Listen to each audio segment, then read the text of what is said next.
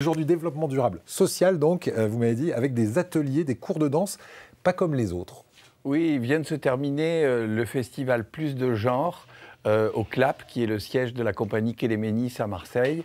Et j'ai eu l'occasion de voir un court-métrage qui s'appelle L'hymne à l'autre, qui a été fait par Antoine Capliez, qui s'est forcément intéressé à la musique parce qu'il a travaillé avec une compagnie qui s'appelle la compagnie SES, qui est une compagnie marseillaise animée par deux chorégraphes siciliens. Ouais. Il y a Nino Ceresia et puis Fabio Dolce. Et ils ont développé depuis quelques années un travail avec des trans, avec des personnes trans, parce que l'image du corps, évidemment, elle évolue quand on change de genre. Donc il faut déjà se mettre en accord avec cette nouvelle image qu'on donne avec soi-même, mais aussi vis-à-vis des autres. Et souvent, on met une distance et puis il va falloir apprivoiser cette accepter cette image. son corps et le faire accepter des autres. Exactement. Et l'intérêt, c'est que la chorégraphie et la danse permet justement de pousser toutes ces barrières et de retrouver un équilibre.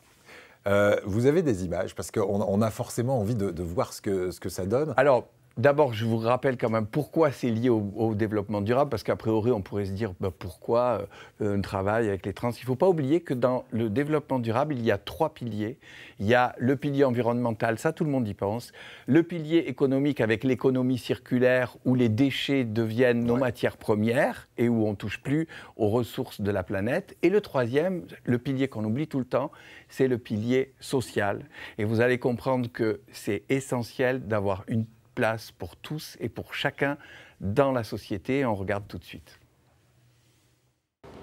La danse-thérapie, c'est une danse psychique avant tout. On est sur la connaissance de soi, comme une thérapie, une psychanalyse. Qu'à travers nos mouvements, à travers la relation qu'on a avec le corps, ça en dit beaucoup de nous, de notre histoire, de notre culture. Donc forcément, ça parle de nous, donc forcément, ça fait thérapie. Qu'est-ce qui se passe quand on est proche de la lumière? Pour se comprendre un petit peu mieux, pour aller mieux. Je m'appelle Liam, j'ai 35 ans, je suis un homme trans noir. Quand on est en transition, il y a plusieurs aspects, les aspects sociaux, le prénom, le genre, etc. Mais c'est vrai en fait que dans le vécu de son propre corps, dans en fait finalement ce que les personnes nous renvoient en fait de ce qu'elles perçoivent de notre corps, qui n'est pas forcément adéquate à notre genre, etc. La danse aide énormément. Moi, en tout cas, elle m'a aidée à me réapproprier mon corps autrement. En fait, autrement, c'est-à-dire sans forcément tout le temps penser à ce qui n'est pas ce que j'aimerais qu'il soit, en fait. À juste ressentir ce qu'il fait quand il bouge, dans sa fonctionnalité, dans l'art que ça produit, dans le contact à l'autre. Alors ça paraît assez évident comme ça, et c'est loin de l'être, hein, puisque je remercie Antoine Capliez de nous avoir autorisé de diffuser cet extrait. On était parti au départ avec la compagnie SES sur un autre court-métrage. Et par exemple, vous voyez, il y a des gens qui ont été filmés à l'époque qui ne veulent plus qu'on les voit maintenant, et donc ce court-métrage, vous voyez, comme quoi c'est pas si simple que ça.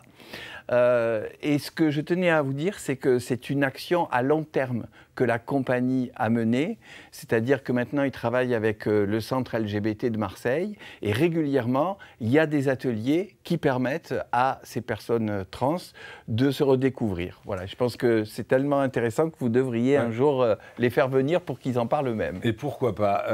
Là, si on a envie de profiter de ces ateliers, c'est tout au long de l'année, ces ateliers de danse? Oui, ok, tout à fait. Et ça se passe à Marseille, rappelez-nous... Au centre LGBT. Voilà, et ben écoutez, merci pour cette info et le documentaire, pour l'avoir vu sur un temps un petit peu plus long.